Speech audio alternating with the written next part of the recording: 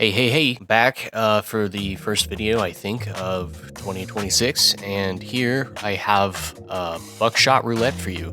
Quick, short little game, sort of, but I didn't think I was actually going to go back and finish this, because I was having a lot of trouble with this, and I've had this for a minute, and I just happened to open it the other day and was on quite a streak, so here we are. I happened to do one that wasn't really on my schedule. This game is about playing Russian roulette with a shotgun against an opponent. I bet I don't cut that out. The game was, and is, honestly quite a lot of fun. It's a bit of a puzzle. It's a bit tricky. I know it's a bit morbid, but it's whatever. So, like, the standard gameplay loop would be you load into the match and you're given so much health, and they will load up a random amount of shells. Some of them will be blue for duds and some of them will be red for live, and then they're put in the shotgun randomly in a random order, and you just go with that.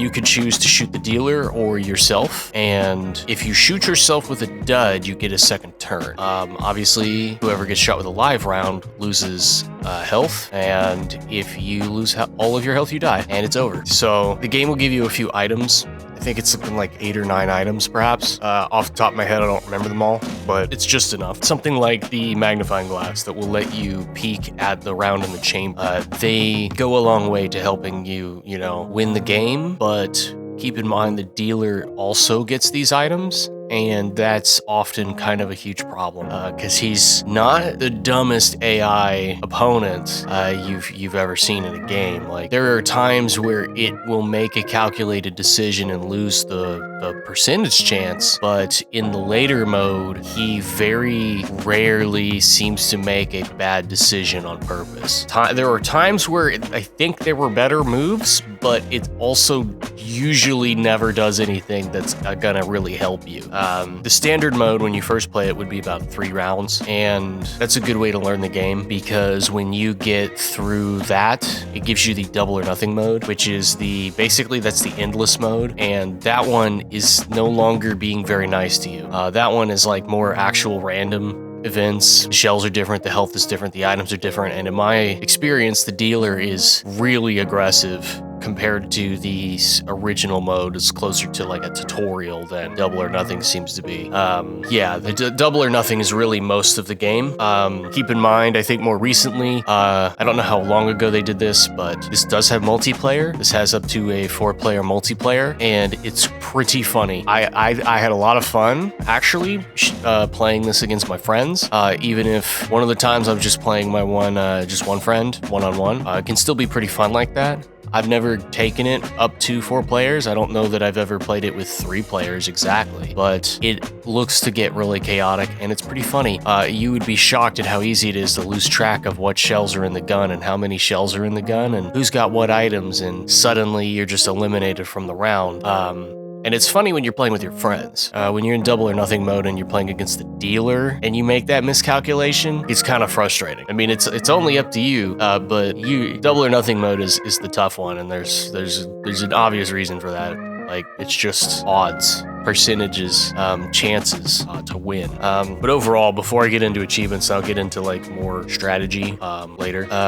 I would say absolutely recommend this game. This is on Steam for $3, $2.99. 100%. I bought this for my friend. Like, not only did I buy it, I bought it twice to give to somebody to make them play it. Really fun for $3. Super recommend. Big fun. It's morbid, but it's quite the little puzzle game, so to speak. It's pretty entertaining to try to play it with your friends, and big fan of the cheaper price. Actually, thumbs up. Just huge thumbs up. You should check it out. It's a lot of fun. Get into the achievement list on what you should watch out for if you're trying to 100% this game.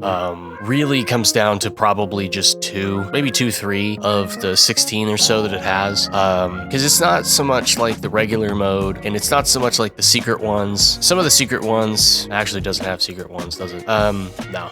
Some of the real trouble comes from the double or nothing mode. In particular, the 2 that made everything take forever was to get 1,000,000 points in double or nothing mode and cash out, and then also get 1,000,000 points in double or nothing mode and die with more than 1,000,000, which means you have to hit that threshold twice, and that threshold can be kind of obnoxious to hit at all, especially because of the dealer. If you're having a lot of trouble winning that many rounds in that mode, which I think you'd have to win like 18 rounds. I think it's like 6 total games before you get enough double or nothing to win either achievement. If you're having trouble, my genuine advice to you is never, ever, ever give him a turn. I don't care how long you have to sit there and think about it, but if you give the dealer the opportunity to kill you, he will almost always do it. He's not gonna make like an error. Like, the only time I've seen him do stupid crap is when he had just a likelihood to get duds, shot himself, and actually hit himself with the shell. So he's still statistically correct for that, but it's not always in his favor. And he also seems to prefer the medicine item a lot, and that seems to usually take health off him more than it seems to heal him. It's supposed to be 50-50, but it really doesn't feel like it's 50-50 for him, because he usually fails it. But otherwise, I think another tip to look out for would be the magnifying glass and the inverter. If you have those 2 items, you will be able to hit it. If you had the saw at the same time, you can guarantee 2 health off him with those 3 items. You can check the shell and decide whether you should invert it.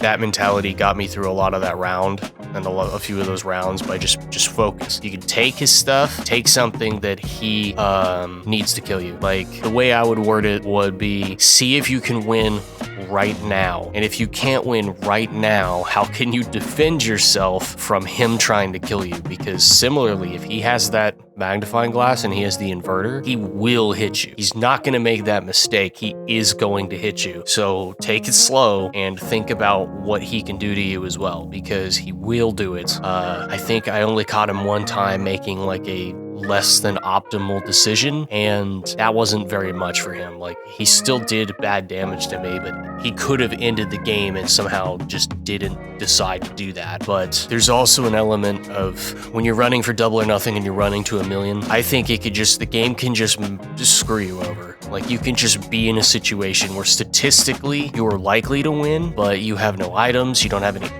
any items that actually help you right now, and you just lose that gamble. That can just happen.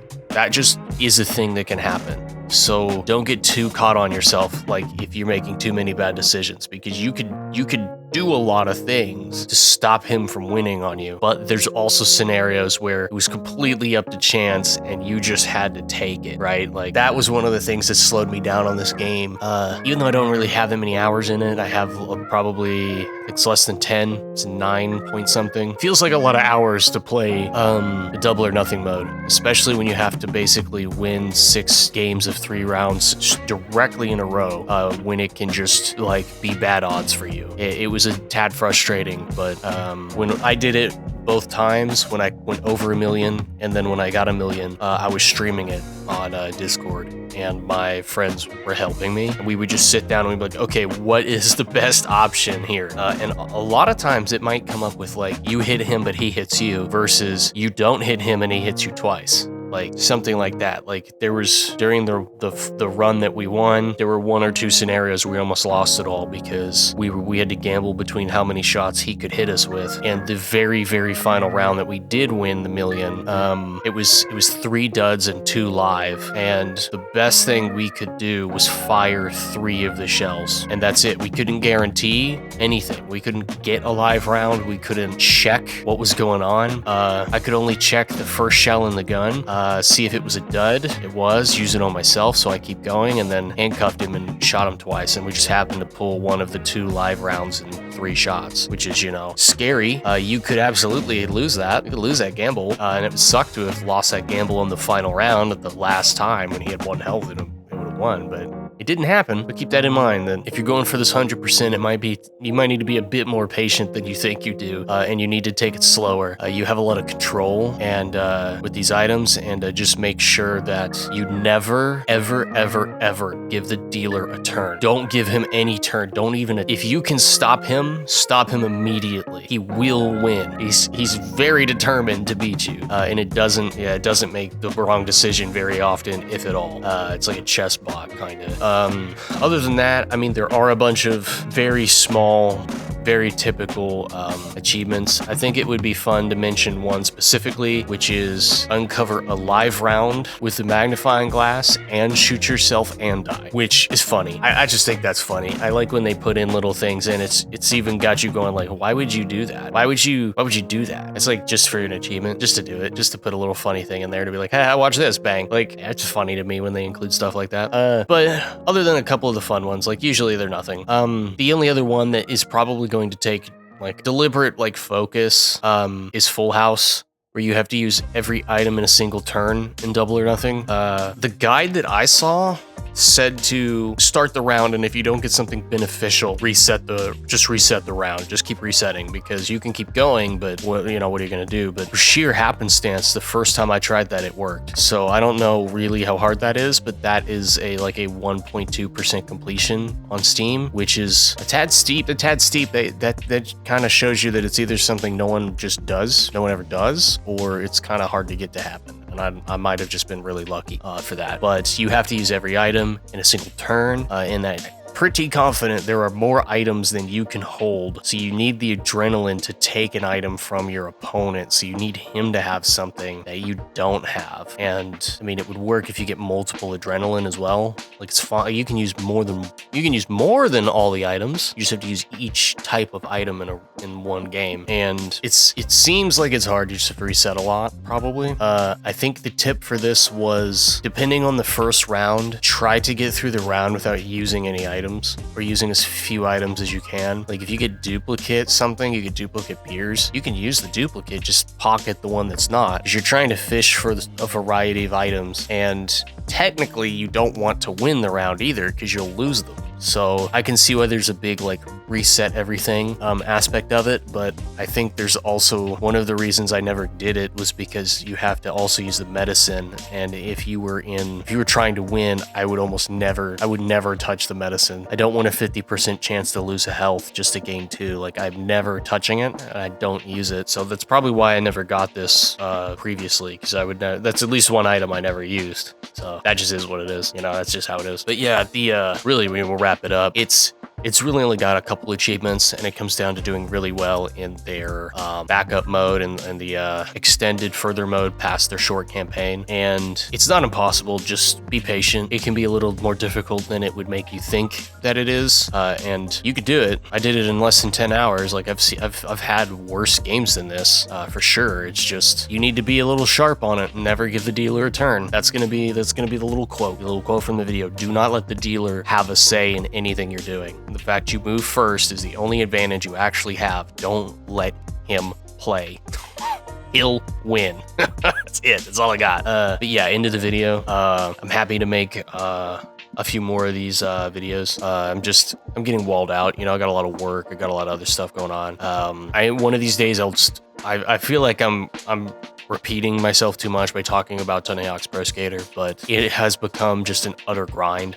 All I have left to do is Solo Tour, but Solo Tour takes like 2 to 3 hours per level, and I'm just over it right now. Like, I really don't want to do it.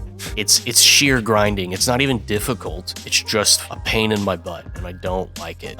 So one of these days, I'll have enough caffeine and I'll just do it, but I don't know if that's gonna be anytime soon. So I'm really, really sick of looking at it. I saw Forza Horizon 6 mentioned recently. Looks really good. I'm thinking maybe they'll stop adding to Forza Horizon 5. Like, maybe that's proof they're done, and I can go try to finally complete it again for like the 5th time, because all they do is add achievements to it, and it's all they've done for like 6 years. And I like, maybe I can go back to it and get the final 100%, and then I can uninstall and never look at it again. But for as much as I'd like to play Forza Horizon 6, they're gonna do the same thing. I'm not gonna be tortured by trying to keep up with that stupid crap for 5 years, Like, it's insane. It's insane what they're doing. But yeah, got those games, cooking a couple more. I mean, I may or may not actually finish Borderlands 4. I got tired of that too. Just, I'm just here. I'm just playing stuff. Playing Fortnite. I'm just having fun.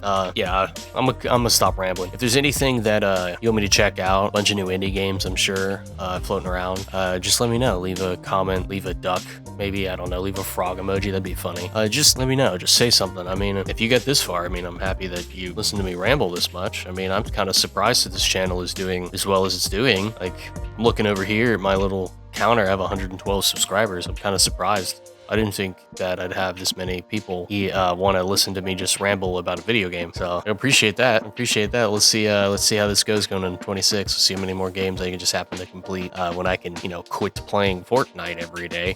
Yeah, I'm gonna get out of here. See you guys on the next video. Bye.